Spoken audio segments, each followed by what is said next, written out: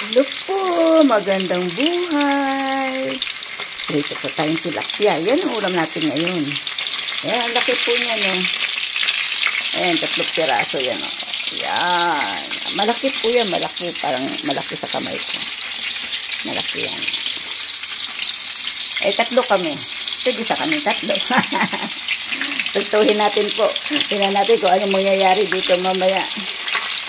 Bye! Yan na guys, yung pinirito natin tilapia, oh.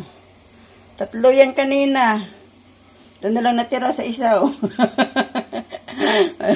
Inalmusal na eh.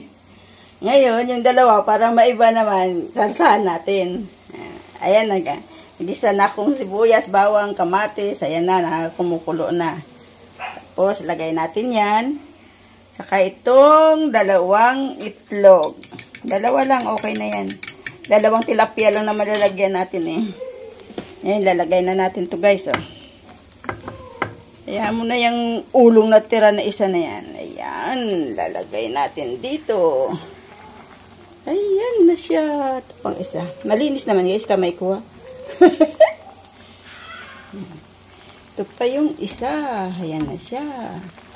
Ayan na. Diba?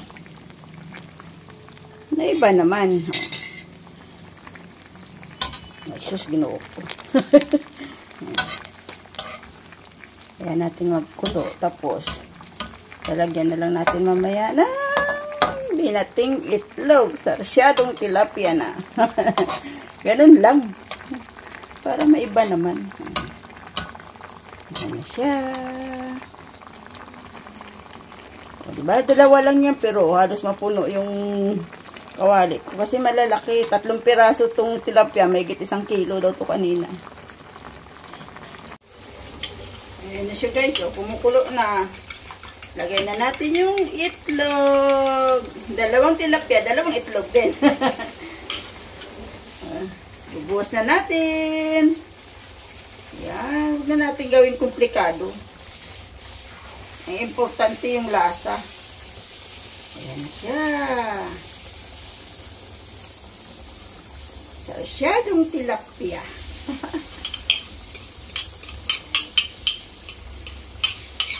O, diba?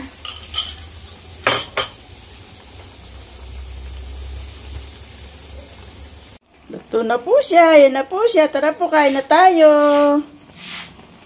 Ayan. Ready to eat na.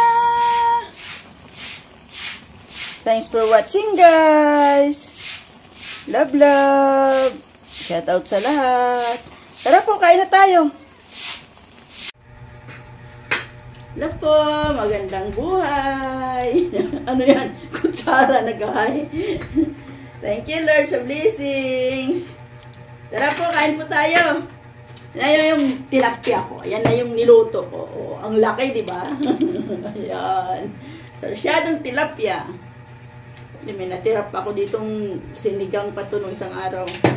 Sayang. Ooh.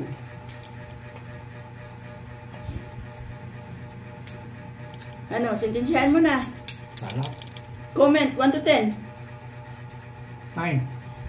O, ba't hindi perfect? May konting May ano eh. Hindi talaga ako naging perfecto eh. May kunti pa daw. Ano kaya yung kunti na yun? Tara po, kain tayo.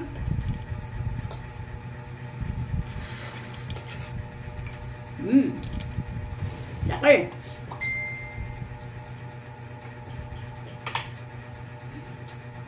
Ayan.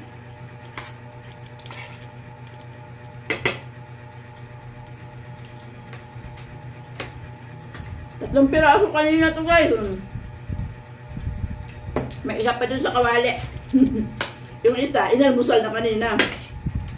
Pinapak ng apo ko, inulam.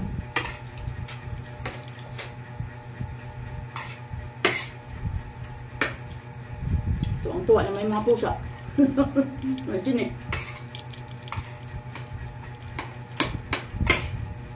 Sarap na. Kaso nasip-sip ng itlog yung ano yun, sabaw. Ang dami kaninang sabaw yan.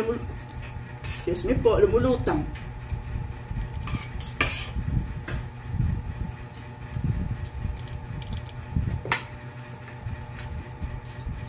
Lumulutang. Lumubog na. Sinip-sip niya ng ano, pero mayroon pa naman. Lumubog na. Nahuli na eh. Sinip-sip ng ano, itlog.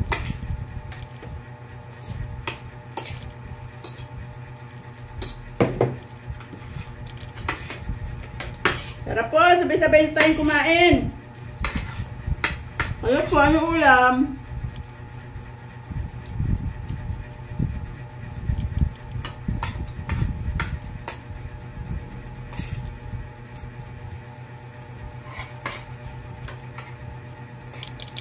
Kahapon pa ako nagpapabili ng tilapia, hindi nakabili. Hindi ngayon, nakabili. Parang nagtikrib ako, gusto ko nga sana ginataang tilapia. Kaso hindi kasi ako nakasilip ng palengke. Eh pag itong pinabili mo, kung ano sinabi mo, yun lang yun eh. Dapat namin muli nyog. Ano natin yung nyog? Gata. Gata ang bibili, hindi nyog. Hindi, okay lang yun. Sunod na lang. Eh, bunso nga sabi, sarap na. Namimiss na rin yung gintang langka.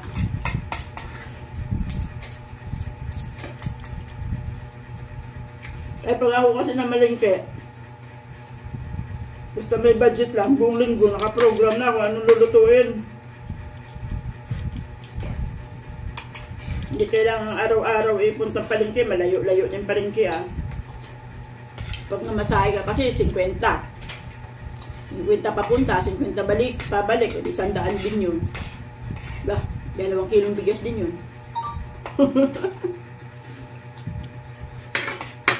Ngayon nagawa ko, pag ako na malengke, budget na pang 1 linggo. Minsan, hindi naman umaabot, pero kahit pa paano eh. Hindi ka naman problema araw-araw. Ito kasi naghahatid ng apo tuwing umaga. Napadaan ko ng palengke ay on the way naman ang palengke ay nagdaan namin.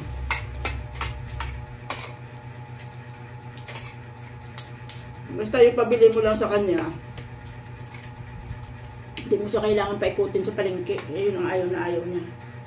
Yung malayo-layo, pupunta ka doon sa kabila, pupunta ka doon sa kabila. Gusto niya, isang pwesto lang. Eh, okay lang naman yun. Kaya ako naman talaga namamalengke araw-araw tuwing ano eh. Araw-araw tuwing. Hindi, tuwing namamalengke. Ako lang naman talaga umiikot sa palengke. Diyan, nag-aantay lang yan doon sa ano. Saka dyan. Pero araw-araw tuwing.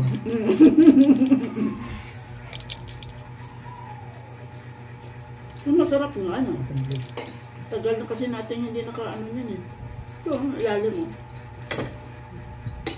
Dami yan. Yan. Kamatis tsaka itlog yun ang hinahanap. Ayun na uli ako ko nang naluto ng ganito eh. Kaya hapon yung ginawa kong sutangon-sok. Sarap na sarap din. Sarap pala sabi niya yung ganito. Kasi ngayon lang din uli ako nagluto. Kapon lang din pala.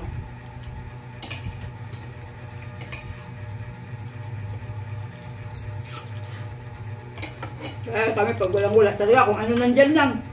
Gawa ng paraan. Para makain.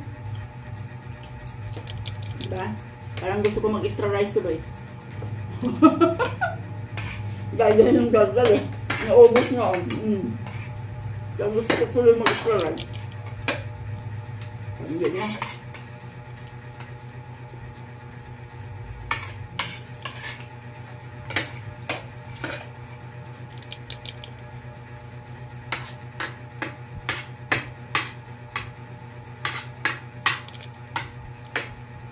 Madami din. Yung sa tagiliran ba? Yung ganyan. Pero tuwang-tuwa yung bunso ko pag ganyan ang ulam. Hindi dahil sa ulam, kundi dahil sa tinik. Daming alagang pusa. Hindi naman siya, wala naman laing pusa. Yung mga pusang dilala. Nakal. Straight cut. Dami, mga 10 ko yan. Hindi naman lahat yan, alaga namin. Pupunta lang talaga dyan.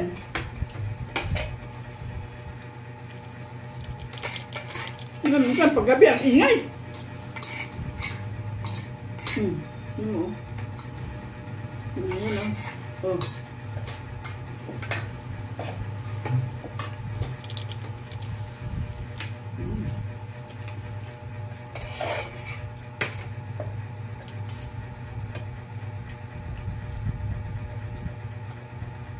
Sarap na kain yan eh. Tapos na kami. Kayo po. May pindot eh. Bago ka magbukas ng TV dyan, magbabay ka muna dun oh. Bye-bye po. Thanks for watching. Love lang. Good.